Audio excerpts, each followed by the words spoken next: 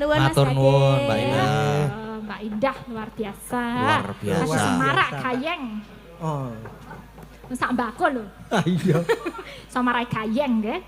Sesek. Nggih, mau wonten pamundutan malih Gubuk Asmara yang dari Bekasi, ada juga Lintang Asmara yang dari Bekasi. Nanti yang bisa ditangani monggo. Nggih. Bu Neti belum maju, Bundari, Mami. Berdua sama Bu Prastiwi. Boleh, ayo Bu. Wah, kalih Bu Pras niki. Heeh. Bu Pras. Aduh, kalih Mbak Mamah. Pras. Mamah Pras. Mbak niku. Oh, Mbak toh. Tesih Mbak. Isen Mbak. Tesih. Oh, Wis nomeran jamak lho. wah nomor aja. Oh, njaluk anu spot. Oh, disepoti yo nggih. Cara SpongeBob apa? Oh, jaluk dicopoti ayo. Disepoti, Mbak. Oh, sepoti. Sepot.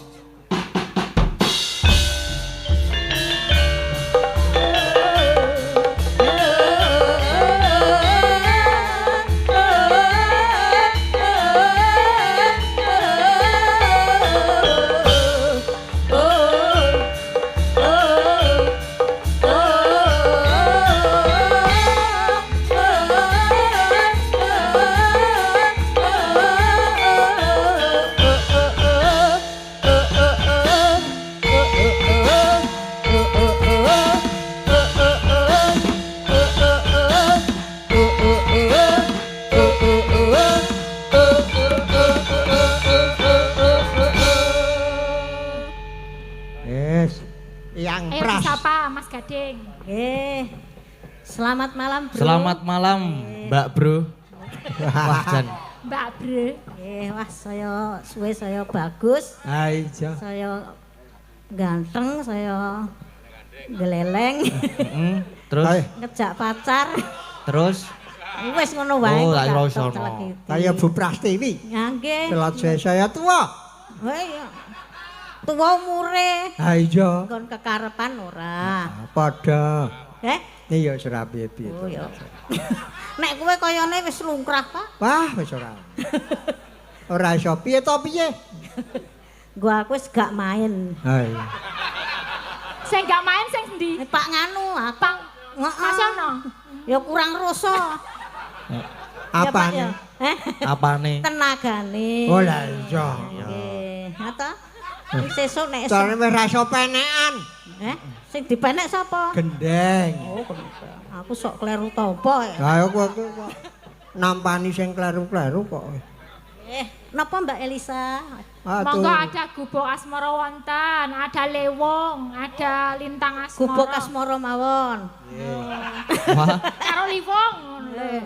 Penontonnya do njaluk Liwong. penontonnya do nyun liwung. Tes. Karena ini 2 orang jadi 2 puteran. Oh. Nekat. Nekat. Mergo wong loro ya wong loro Lah lah. nggih ning sanggo bareng. Ora apa-apa kok sanggo bareng kono. Nek kesel-kesel bareng. Oh, ngoten. Nggih. Penak-penak bareng. Penak bareng. Ketoke kok mboten nek bareng. Nek penak ketoke mboten.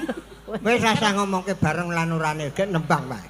Panjenengan malah longgah ngoten. Ayo wis ra aku ngomong. Wah. Ha telu Ya mboko siji. Hah? Mboko siji.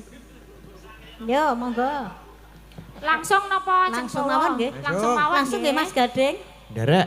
Langsung nggih. Nah. Oh, nggih langsung wah.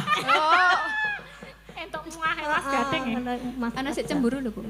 Ya ora anak wedok mboten cemburu to, Mbak. Walah, niki cah anteng alim kok. Lim. Alim. Lim. Persis Mbah Sehono ya. Nggih. Persis. Persis. Alim. Ale mantep. Mergo aki lara sesuk nek wis nganu nglidik. Lah ya kuwi. Monggo Gubuk Asmara nggih Mas Keswan. Mas Waduh, Lika. tak undang Mas. Langsung kan nggih cara seragenan mawon sing langsung gayeng tublak-tublak. Blak-buntak. Yuk.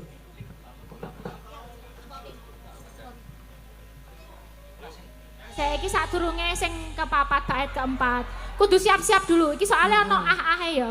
Lik coba dikendangi iki mau. Catetan lah bagian catetan. Glipang, Mbak. Napa nggih? Ora kok. Glempang. Glempang apa, Pak? Ora. Oh. Ngepaus ngene iki lho carane paus. Engko njok joget meneh. Ya pinter dekne ini ya. Heeh. Sok delok gareng. Ayo dijajal sak ah-ahe. Ah, piye? Wah, ya Lik coba nek dikendangi terus kono adegan ngono coba. Coba aku suwe ra enggak iso ra. Lah iki didelok ning kene iki. Coba Lik ayo kendangane Lik. Iso. Ya joget piye? Ngono ki lho. Ayo coba. Yo. Bupras. Yo. Bunet Kayak sih. aku sih kayak ya.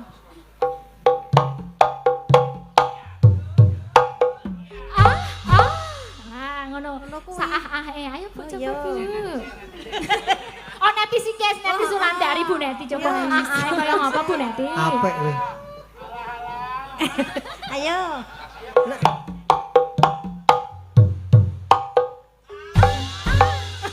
Kok rapati iso? Wah, lah kok ora tonjo. Kula mek mendelik. Kaya kae mau lho, ngono mau.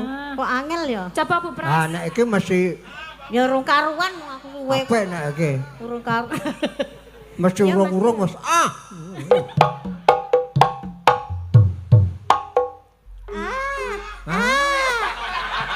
Wis, Ora pas ya. wis.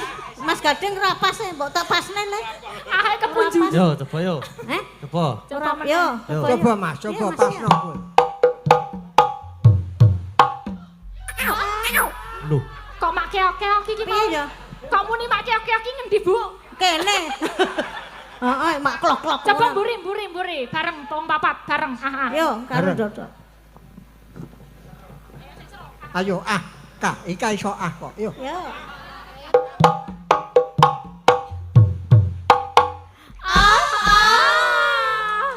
Ngono kuwi. ngono kuwi. Kayak ngene iki lho Bu. Wis. Ya. Ayo. Bar iki catetane nganggo ya. Ya. Catatan sajane ati. Jangan luntur saya marah hati. Aku gawe dadi karma. Margolene ku bekas Yes. Sampun. Matur Eh, suwun sampun. Bu Matur Prastiwi. suwun. Sami-sami Mbak Lisa. Yes. Piye penampilanku malam ini, Wah, Pak? Wah, Jan luar biasa. Wis kendor. Kendor. Jenise ngonamu. Heeh. Nggih, menika suka parisuka lagu-lagu sampun diaturke sedanten Mas Nggih, niki. Gading. Oh, enten- Masuk satu lagi. ada apa itu? Coba. Niki nyuwun lagu saking pemuda Nusupan. Nggih. Nyuwun Pujaningsih dan Wong Ayu Katon Lamlami. Oh. Oh, Lestari. Lestari. Sang Dewi. Nggih. Oh, lagi jalan lagi. Saiki apa nggo gara-gara? Oh ya, Lestari bisa. Oh, saiki. Gat. Penyanyine Penyanyine tambahi loro Mas Gading milih. Elisa sapa-sapa ngono. Mbak Prasti. Mbak Ika. Marang ngene kene fanbase Prasti. Ale Mbak Endah. Ayo. Nggih, Mbak Ika, Mbak Indah, yuk. Lestari.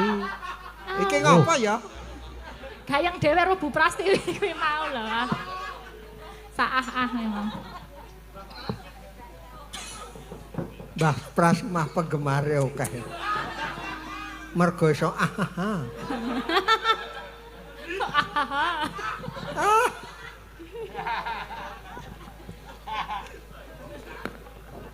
Ya, iki berarti judulnya Lestari ya. Lestari. Lestari. Sang Dewi Katon Nglamlangi. Bersama Warga Laras dan kolaborasi Mas Lika. Yuk. Oh, saya lagi persiapan. Lagi. Ya, engko Mbak Indah, Mbak Ika, aku aku E. E. Oh.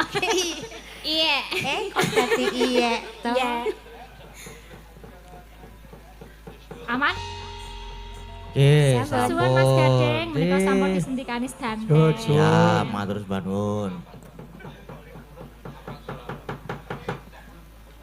Apa jenengane? Pripun No, Mas Gading? Ngaten nggih, Mbah niki.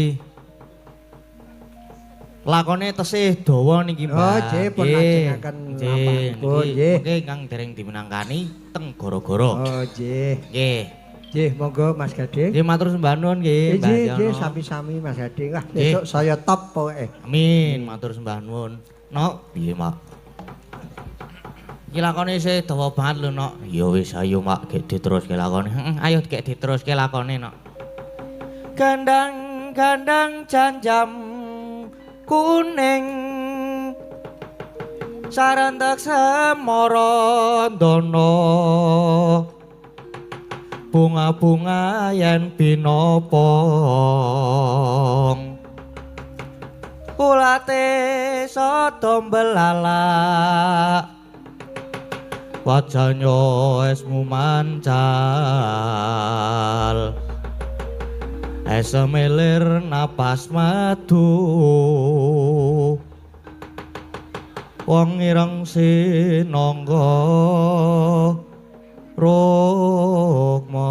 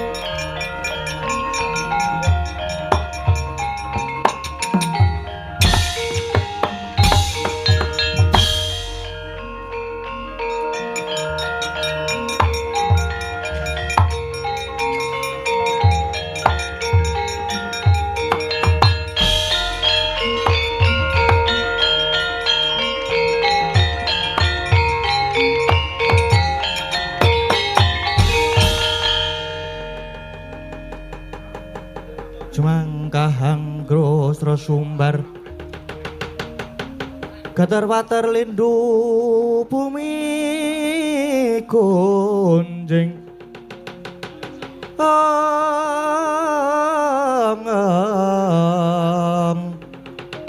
bunga ludo guntur ketuk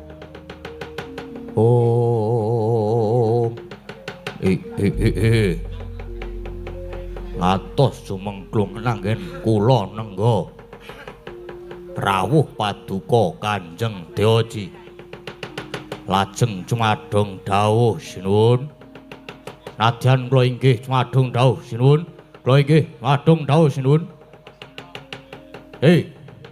Patih Kala Kridaksa lan para wadya bala kabeh wae inggih kula lega rasane atiku bawane wis kelakon sing dadi sedyaku nggonku kepengin suwita ana ngersane Sang Prabu Duryudana wis dinampa karo Prabu Duryudana nanging aku kudu saguh dadi jagoning para Kurawa supaya nyernake sing dadi kliliping Kurawa ya kuwi para Pandhawa Patih mongko sejatine Pandhawa ki jane klebu dadi mungsuhku merga wong tuaku ya Sudarmaku Sarga Prabu Hamsaraja lan Prabu Dimbaka nalika semana sedasya dening para Pandhawa jaman ana lakon ya kuwi lakon Pandhawa ngadani sesaji Raja Soya nanging Pandhawa nalika semana ora tumindak dhewe para Pandhawa dipandhegani dening Ratu Ndwarawati lan Ratu Mandura luwih-luwih Ratu Mandura sing jeneng Prabu Baladewa manut critane ya Prabu Baladewa kuwi sing wis jalari paktine sedane Kanjeng Rama Prabu Hamsaraja inggih lajeng sambet rapetipun paduka Swita Sri Ngastina yo aku Swita ana ngersane Prabu Duryudana lan etok-etok dadi siswane Pendhita Durna aku mung pamrih supaya aku bisa ketemu karo Prabu Baladewa lah rak tenan iki mau aku sowan ana ngersane Prabu Duryudana sing jeneng Prabu Baladewa ya nekani ana ing pasewakan negara Ngastina banjur aku matur aku saguh dadi jagoning Kurawa nanging ana sranane ya kuwi alun-alun negara Ngastina kudu ditumbali Ratu Ulseseta utawa Ratu Bule mongko Ratu sing bule ki ya Prabu Baladewa kuwi dheweke sajake krasa wusana Baladewa banjur nesu-nesu nantang karo aku Patih iki wancine prayoga kanggo males wirang durung lega rasane atiku yen durung kelakon nguntapke nyawane Prabu Baladewa nggih lajeng keparengipun kados pundi sinuwun saka pandugaku iki Baladewa mesti ora ijen dawuhna kabeh wadya bala supaya tata-tata mangsa borong lehmu ngrampungi wadya balane Baladewa yen Baladewa sing maju mengko aku sing methuke ngene nggih ngestakaken dawuh nyuwun pamit sinuwun rasa kesuwen wadya bala kabeh wae kebat mangkata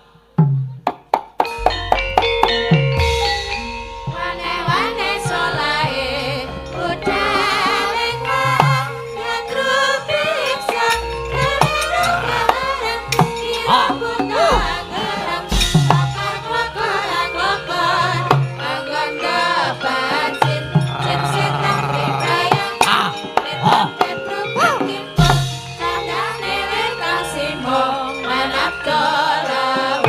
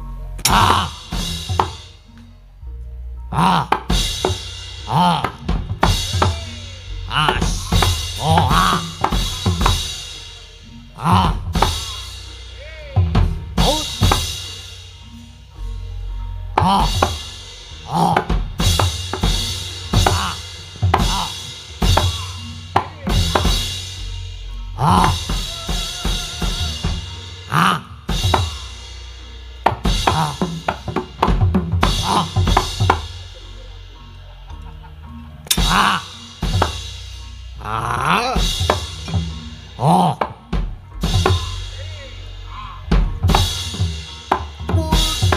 Waduh. Ah. Oh. Ah, yes. Ah. As. Oh. Oh. Waduh. Ah. Oh. Ah. Ah.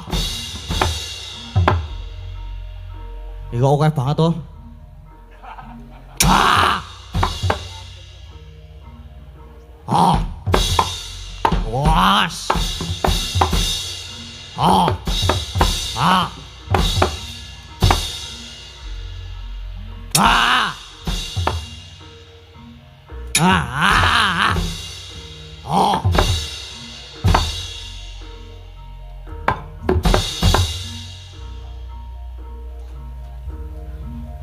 Ah. Aduh. Aduh. Aduh. Aduh. Ah. Oh. As. Oh. Wis. Ah, iki ora e. Ora iki kene. Kleru to?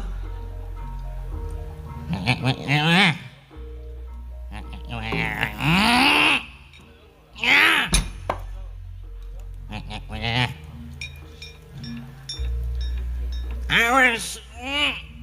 Mun. Ah. Nhúc nhas. Nhúc nhas, nhúc nhas. Ê. Ê. Ê. Ê.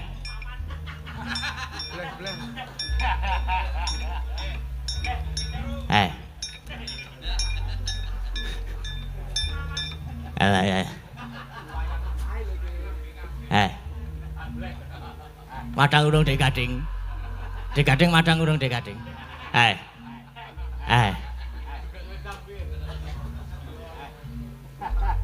Elisa teko urung Elisa Dek Gading.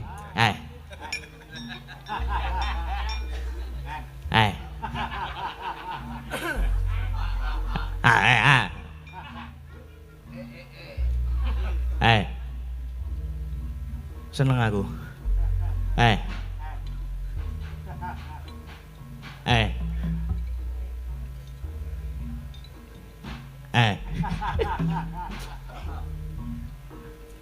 Wis entek.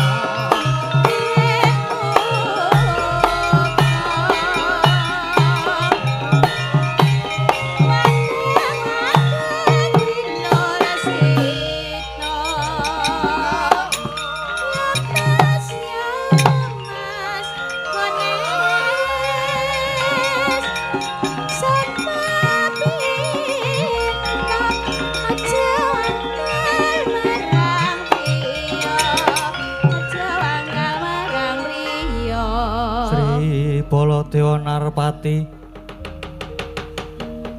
Denareswara Kresna kalah langkung tresnane romring diah banon cinawi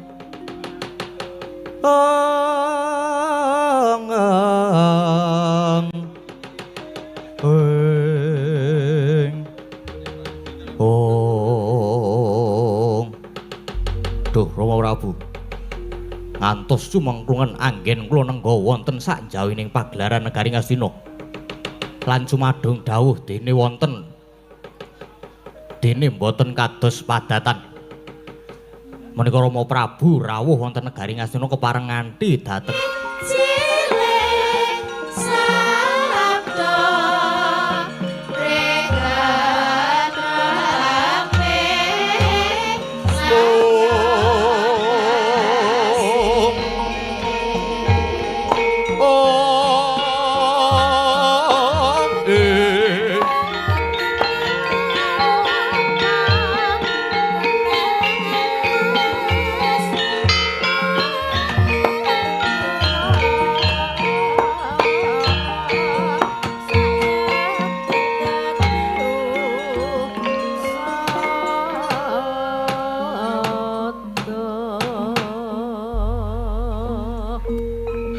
palugon lakuning lekas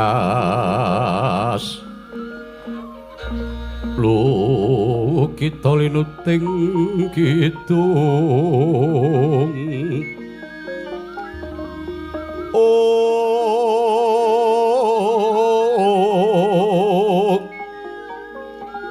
kadung kadereng hamomong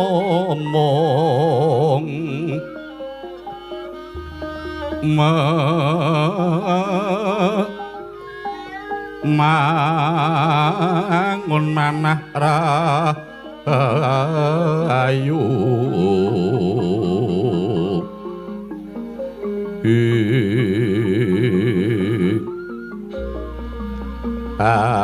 ayono tanah golong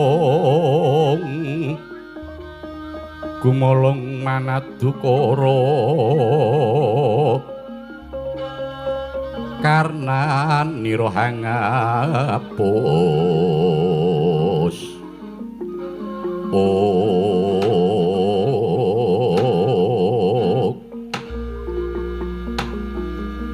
Imang sukma jagat mangajulih ong dawuh langgeng kadangipun Kakang Yayi Jodipati pun Kakang pasang pambagya padha kanthi raharja si Adi prapta ning Ndrawati Sena wah Criteng Kresna kakangku ya antuk pangestumu slamet tekaku ning Ndrawati mung wae basaku katur ana ngersane Criteng Kresna kakangku banget tak tampa ndadekake bombong penggalipun Kakang. Inggih rainggal Bruci pareng ngaturaken sumengkeming pangabekti Kang Mas.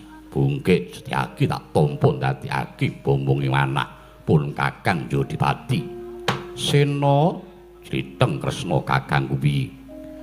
Katon esmu semengko pengawak Bajra, Gita Hanem Gati.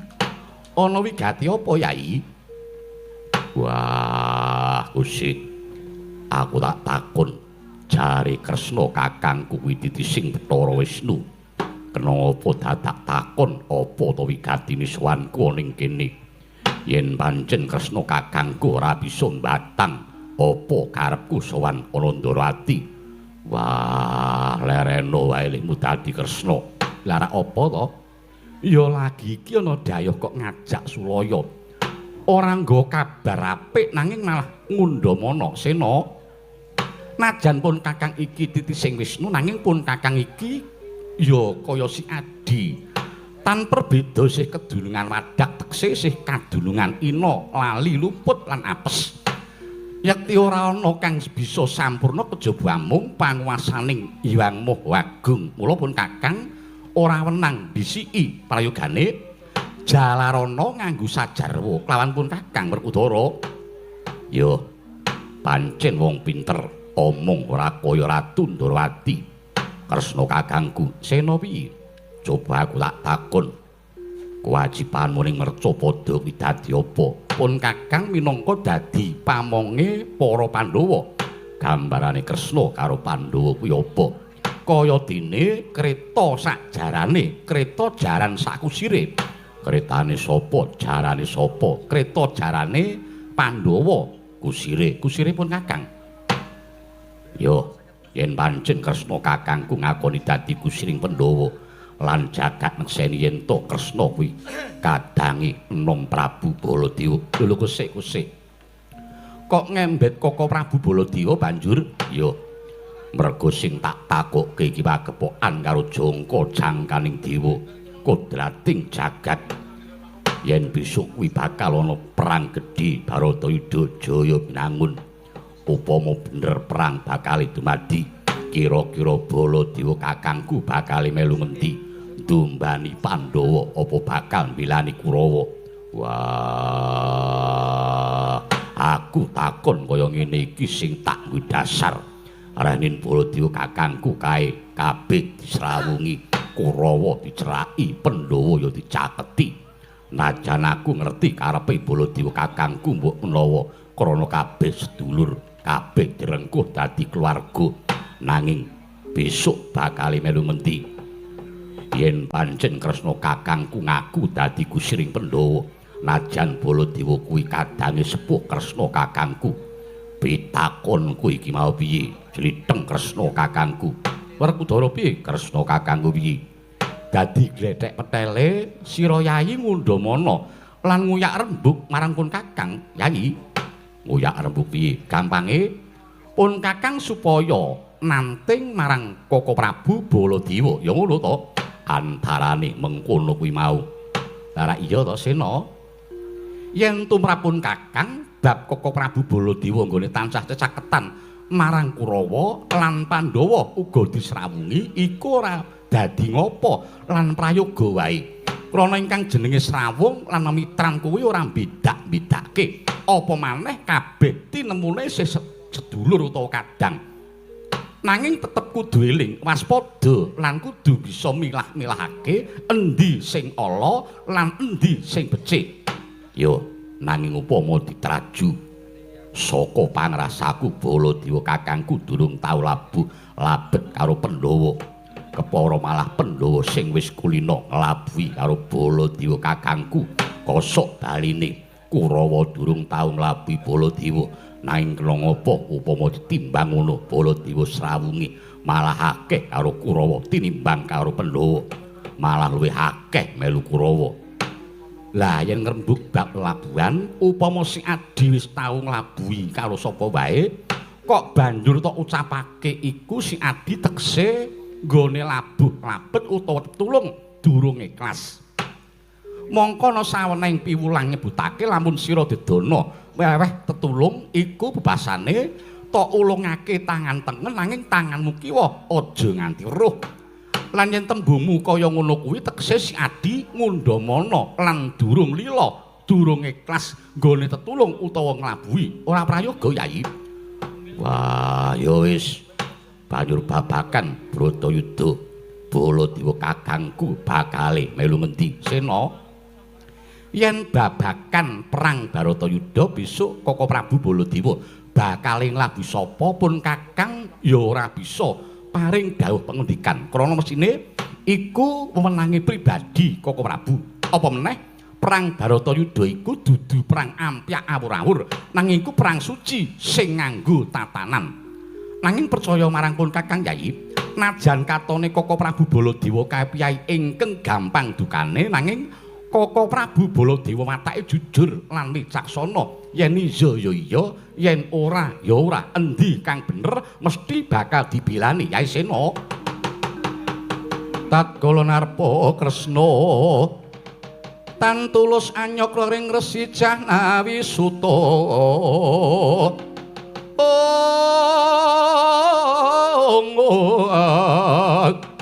Kan munggah kalihira ing rata. Mangsuli saros ngajeng Prabu Baladewa ingkang ketaman pusakanipun Prabu Surya Gupala. ngantos kendang kapracindang kuntal kaprapal dawah wonten negari Ndarawati saengga cipta renggane Yayi Prabu Kresna aja kaget pun Kakang Ing Prabda Yayi.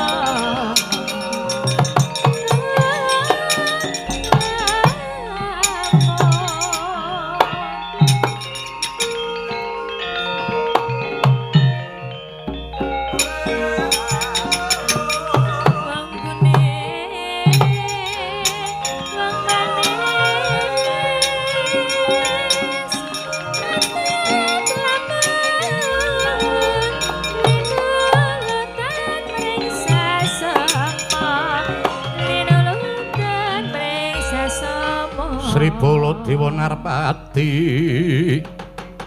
tuwin Nareswara Kresna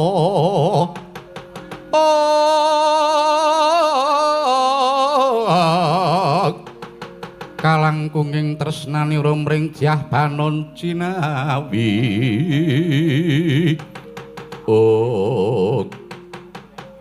Koko Prabu rawuh wonten negari Ndarawati. Iya Yai, aja kaget. Inggih, nanging kok rawuhipun Koko Prabu kawis tingal daya-daya. Wonten wigatos sing karsa kados pundi Koko Prabu Yai? Pun Kakang yekti bakal nyuwun pituduh. Merga pun Kakang lagi kepengkok lelakon ingkang ngelok-eloki. Liripun kados pundi Koko Prabu Yai? Nalika samono pun Kakang rawuhi ana ing Pasewakan Agung Negara Ngastina. Dasaripun Kakang ya diaturi dening Yayi Jaka Pitana. Nanging jebul surasane Yayi Prabu Duryudana malah ngajab bilai nggih mangsa ngelak wanci dumadining Baratayuda. Wekasan pun Kakang ditanting dening Yayi Prabu Duryudana. Besok tumapak ing perang iku pun Kakang bakale melu Pandhawa apa melu Kurawa. Nanging pun Kakang kepengin madeg ana ing tengahing bebener. Aku ora bakal ngewangi Pandhawa, ora bakal ngewangi Kurawa. Nanging Yayi, jebul Yayi Duryudana saiki malah ngurung jago wiring kuning ingkang nyatane sekti mandraguna. Mongko jagone Kurawa iku jebul tukulaning musuh trubusaning satru. Kuwi Yayi ingkang paduka kersakaken tukulane mengsah trubusaning satru menika sinten Koko Prabu? Ngakune anake Prabu Hamsaraja sing biyen balane Prabu Jarasandha saka negara Giribraja. Hamsaraja kuwi sing tak pateni nalika semana lakon sesaji Raja Suya. Mula kang saka iku Yayi, ana lakon kaya mangkene prayogane piye Yayi? Pun Kakang pernahna upama pun Kakang madeg ana ing tengah bebener, pun Kakang banjur kudu piye Yayi Kresna? Handik Bima kena sayaka Sudibya sawara-wara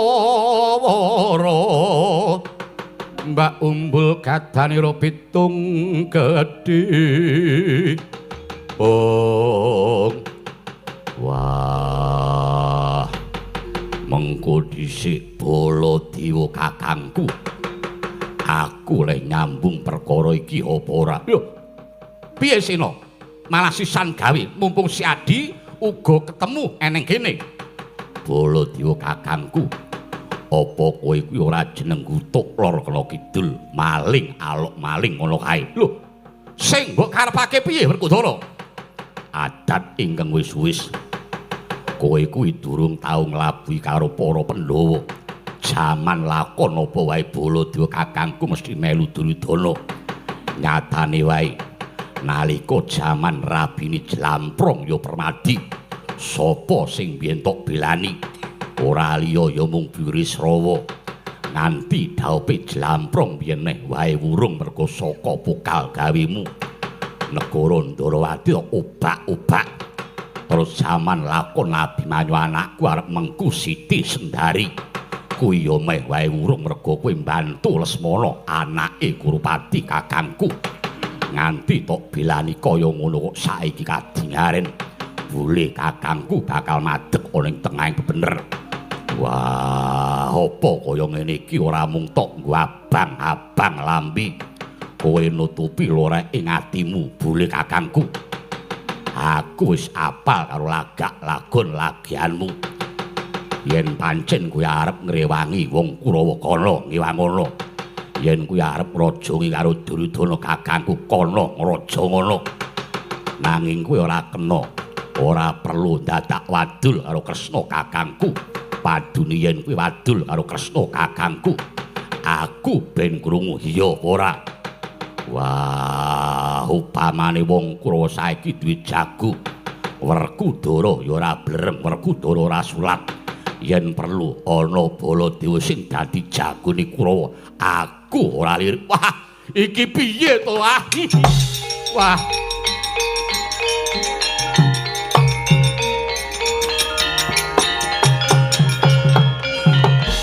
Jagat Dewa Bathara Werkudara. Mulane pun Kakang banjur mlayu ning Ndarawati iki ancasku bakal nyuwun iguh partikel marang Hyai Kresna. Merga anane lakon iki pun Kakang bakal madeg ana ing tengahing bener, ana tengahing adil. Madeg ana tengah nanging katresnamu tumraping Kurawa lan Pandhawa Cindhi mban siladan. Kurawa tok mban nganggo Cindhi, Pandhawa tok mban nganggo siladan ya apa ora? Ora mengkono Yai. Nyatane wae. Dek kapan Baladewa kakangku nglabuhi karo Pandhawa. Najan mengkono pun Kakang madeg ana ing tengah katresanipun Kakang tak gawe padha kabeh. Nyatane wae sing kanggo bukti samangsane Ngamarta ngadani Pasiwakan. Baladewa kakangku ya diaturi nanging saupama Ngastina ya ngepasi ana Pasiwakan. Baladewa kakangku ora rawuh ning Ngamarta nanging luwih abot melu Pasiwakan negara Ngastina. Wah, apa pancen negara Ngastina duwite luwih akeh. Mula dina iki Baladewa kakangku tak tanting babar pisan arep melu Pandhawa apa Kurawa. Wah, piye to iki? Pun kakang iki kepengin banget madeg ana ing tengahing bener, kepengin ngresekke utawa nyucekke lahir batinku. Nanging kok malah kaya ngene, ana Ngastina dibeda rasaku, ana ing kene ya digawe bingung rasaku. Wah, judeg aku wis Yai, tinimbang aku mung dibebingung rasaku alung aku ora nyipati lakon iki Yai.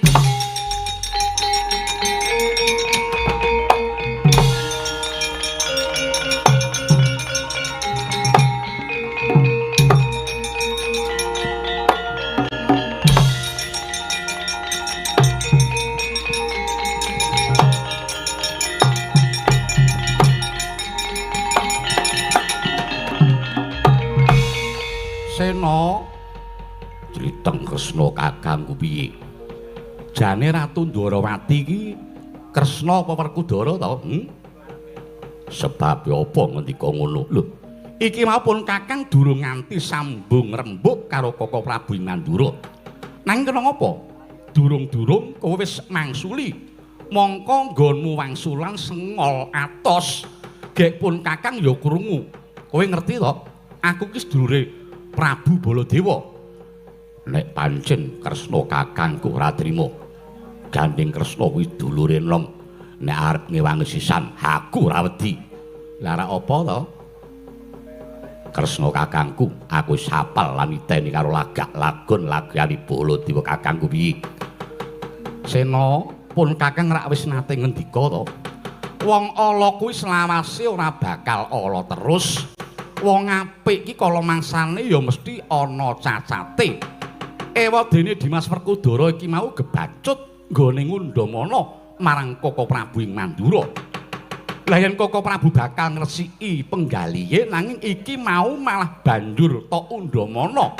Apa malah ora ngrubuhake utawa mbubrahake penggali wong tuwa. Ora coba. Upamane Koko Prabu Mandura iki mutung tenan piye? Wah. Mutung ya rasa nganggo Baladewa ora apa-apa. Lah rak malah kaya cah cilik to. Aja mengkono Yai, pun Kakang isih nggondheli marang waton. Najan dikaya ngapa ya, Di? Koko Prabu Mandura kae kadangku sepuh.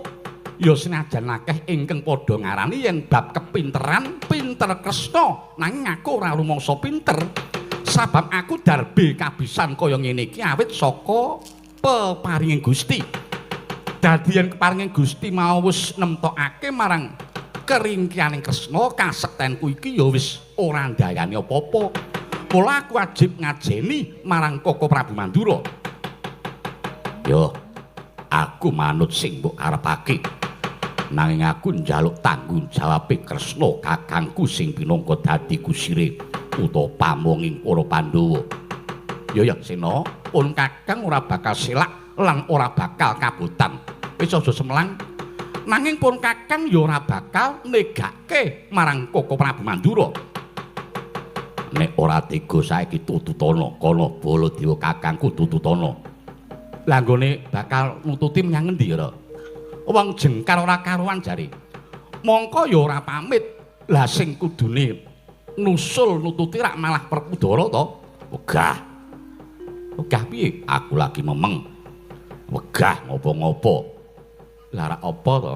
Kowe iki iso nggelar nanging ora bisa ngulung. Iso mbabar nanging ora bisa batik. Candak kurang cunduk, tandang kurang tanduk. Ora wurung ya pun Kakang to. Kuwi jenengane legan golek momongan wis ayo. Nungka tindake Koko Prabu. Ya wis tak dherekake saki. Wonten dawuh Koko Prabu. Ayo nderek pun Kakang. Monggo kula dherekaken Koko Prabu.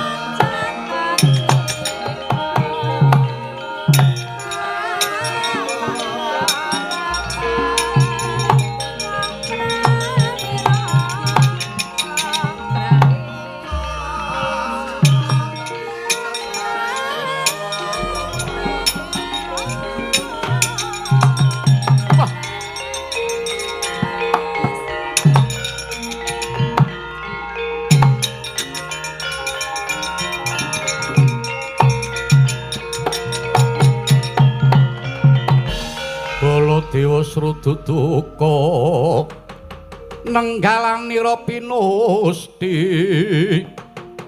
hambek humapak rananggana. Oh jagat dewa Bathara Pah, iki lelakon apa? Ngumpul karo Kurawa ya dibeda rasaku, ngumpul karo Pandhawa ya dibedhong rasaku. Mongko niatku ya arep madeg ana ing tengah ora mbelani Kurawa, ora ndombani Pandhawa, kabeh tak rengkuh. Kurawa ya dulurku, Pandhawa ya kulit dagingku. Wah, kanyata wong arep golek meneping rasa ki angel. Angel. Ya. Yen ngono, aku bakal golek pepadang. Baladewa sedya sesuci. Baladewa sedya gayuh wahyuning katentreman. Ora neja kondur praja lamun durung antuk pepajar.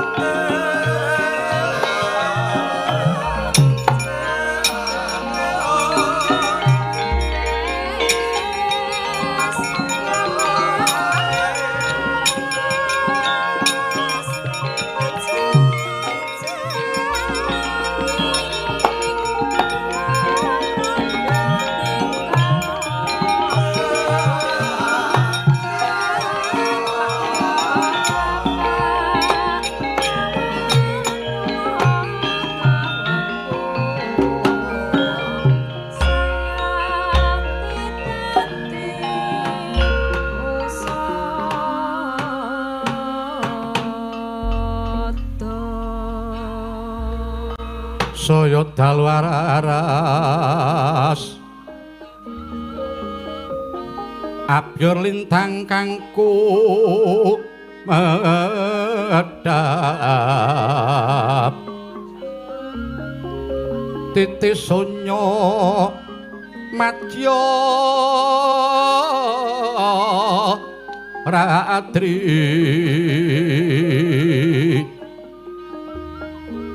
lumrang gandaning pus pita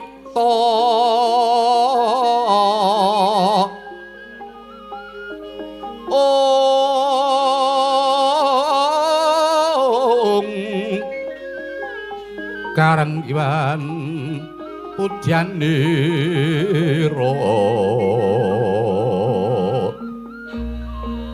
lir swaraning matu pranto manungsung sarining kembang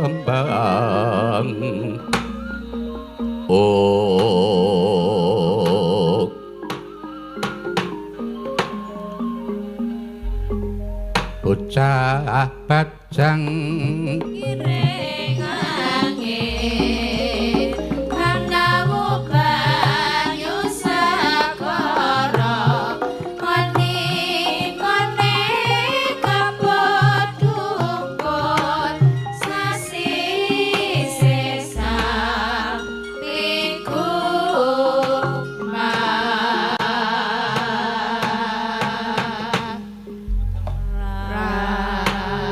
triwat kata tundra yen piti ulamu bandha patu pate ulalana dan tunggang tak tunggang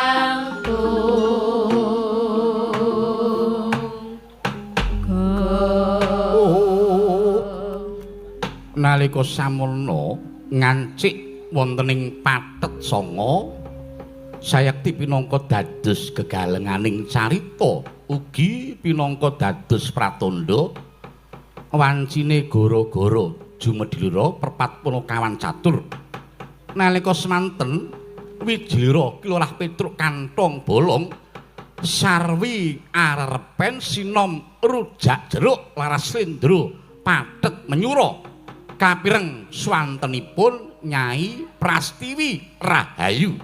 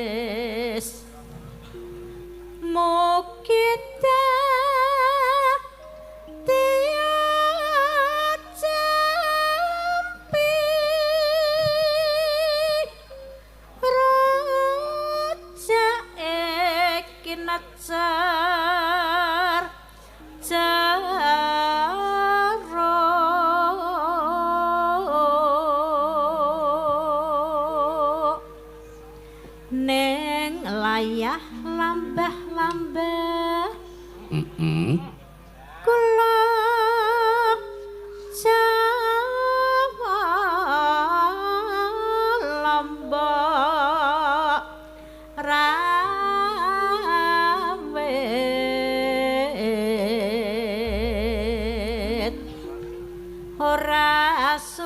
Dawah ladrang rujak jeruk. Role wis teka.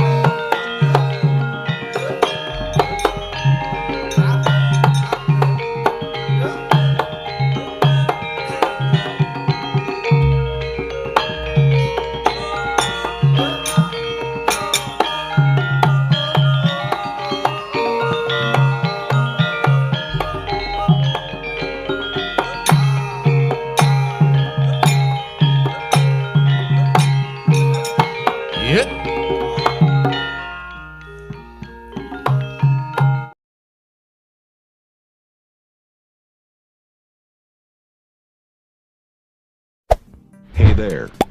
Subscribe to my channel. And also press this bell icon.